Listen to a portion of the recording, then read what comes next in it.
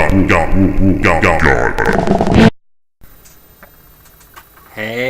all, hey, gather round now. It's time to read from the gospel. It's time to hear the word of Murphy. It's time for us to set aside the dalliances of our day and take heed of the word of the 3rd chapter of the good book.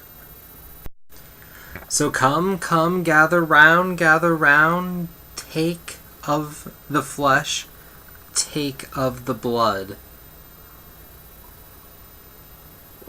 And take of the word, the good word of the good book. If you have not read the good book,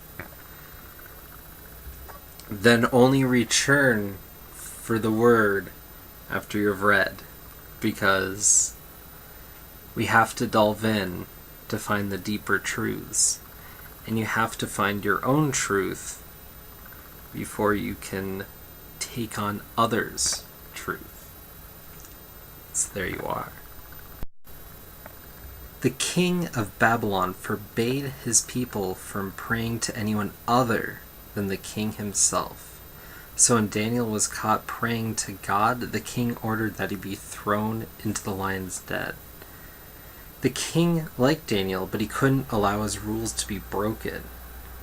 "May your God rescue you," said the king. Daniel was thrown into the lion's den, and a giant rock was placed over the opening.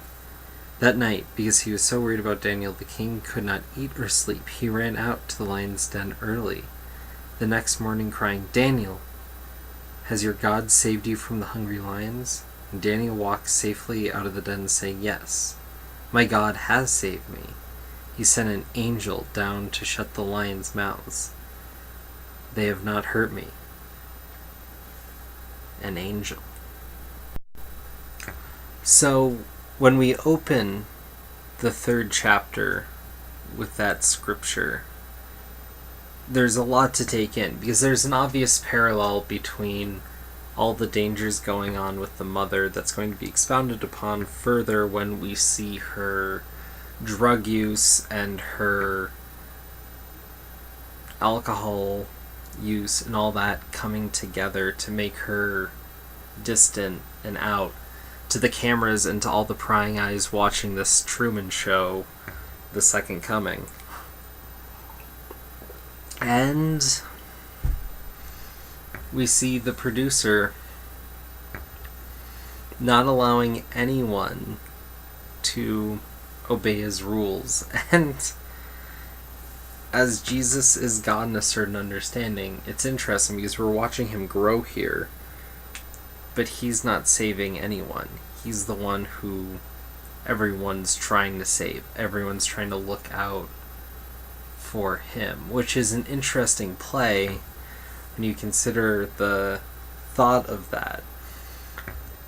Everyone's trying to take care of Jesus. It's not Jesus trying to take care of everyone. So that's where Chris is in this issue. And that's what we're focusing on, because this really starts from post him being a toddler finally into a lot of development. This pretty much goes all the way through what would be the end of high school. So it's a fairly interesting development. It's very much that starting arc. And we have Chris being taught that he is the clone of someone from the Middle East, despite being Caucasian, and he believes it, and he believes the stories that he's being told, and he tries to walk on water in the pool and almost drowns. And his mother gets right pissed and looks for Slate, the producer, and this is where there's been some tension before, but this is where it hits another level, and it's crazy to think in a certain context that this is all supposed to be televised. People are watching. It just ups the stakes even more. She starts harming herself. She's stabbing herself. She's already tried to make a dramatic escape, which is pretty much the only double-page spread in this entire graphic novel. So that carries a lot of weight. And so we're seeing that continue here. The weight of that goes forward every time we see the mother trying to hurt herself. It's calling back, or it's built upon that weight before. And she makes a deal to get Chris put into public schools. And then we get an interesting play, and it does a lot to say about how concisely the story is told. Because we move from what would have been preschool years immediately into talking about that, and then talking about prom. And you get a sense of some of the other stuff that went on. But there's this whole page about the problem, about how he asked an African American girl out, and he's being goaded into going out with this cheerleader prom queen type, even though that's not at all what he wanted to do, but he's doing it because of Slate and Slate's commanding presence. And what's interesting to see all this build up. But then there's the other angle. And that other angle is Chris is really just a kid. And he's antisocial because by all rights he would be. He's been locked away. He's been told all this other stuff. He's been told he's different from everyone else. And in a lot of ways that he's better. He's more important. He's the most famous human being in history. What would you do? He's only comfortable with the people he knows. And it's just in these slight little bits, but it's this interesting idea of the psychology of that, playing on, just putting that on someone who by all rights is being called Jesus, but has no claim to that fame. Even though a couple things are claimed to be miracles, we know they're not miracles. Everything's holding up. The most fantastic thing that's been done that's happened here is due to the science fiction. We have this polar bear that behaves like a dog. That's the most out there thing. And interestingly, there was a line in here earlier with Thomas being told that his story arc's kind of like a bad anime, where he's vowing not to kill again, and that vow will probably be broken by the time the story's over, which is obvious fun foreshadowing.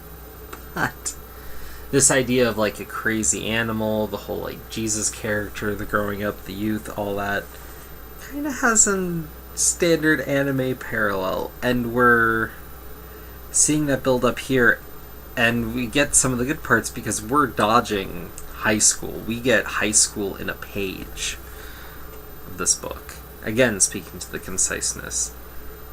And we see Chris's mother just screaming at Chris through a screen because she's not there anymore, about how Chris shouldn't be lying, but you get the understanding of why. She makes this big play to try to get Chris out of there, and it doesn't work. And she's out, and he's stuck in there, and then at the end of this chapter, we get the first real bit of rebellion. Chris is going everywhere. He's spraying, "I'm a hostage, let me go." It's just spray painted. It's him running around going crazy. It's totally, finally, punk rock. This is the first bit we've seen him do anything out of control or rebellious, which is the whole idea of punk rock. Sans the music, which will be coming. But it's there. And then the mother, who's totally out of it, falls out of a building, but is it a dream? And then is caught by an angel, and then she sees the palm prints on her where the angel caught her as she's in the mirror. And now we have our first real insight to what could be a religious event from this woman who was dragged off the street to be part of the show, and it happens with her, not with any of the believers, not with Jesus, but with her now, the Virgin Mother. And that's where we leave this. We entered in Scripture, we leave with a religious thought, but in between, it's just a life. And it's all there, and now the book is ready. The foundation is finally done, and we get the full punk rock, we get the rebellion, we get everything after that. It's half the book getting to that point. So it's an interesting slope up and build, and it should be great to see where it goes next.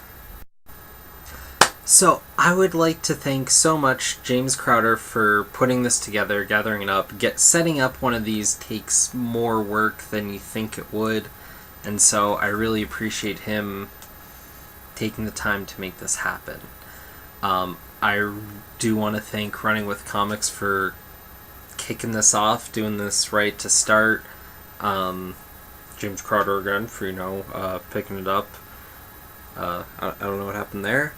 I want to thank myself for this video, which was clearly awesome. I'm going to slap it over to Damien next, who's going to pick it up, and I'm really looking forward to his take, not just on the chapter, but on the book, given his history, especially with religion moving past that, and his family's understanding, and his, frankly, more age-appropriate timing to punk rock. I do love a good chunk of punk rock music, but for me, I had to go back and find it. I wasn't there in the day.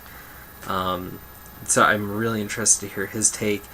And then, obviously, CDC should be coming around really cool. And then we're going to get a cool wrap-up. I'm hoping there's going to be a hangout. This is just a great thing, and this is a great book. If any of you out there haven't talked about this, you should totally make a video, put out your thoughts, because this is a very thought-provoking comic. This is so much of where I wish more comics were, by saying something and provoking some real thought. I did a lot to try to stay to more of the story and to some of the literary angle. I could go on forever. So much of what I pull out of this book, though, is due to my high understanding of religion through the Neon Genesis Evangelion, so I immediately draw parallels, even though there's probably not nearly as many as there actually are. I'm finding more there. So yeah.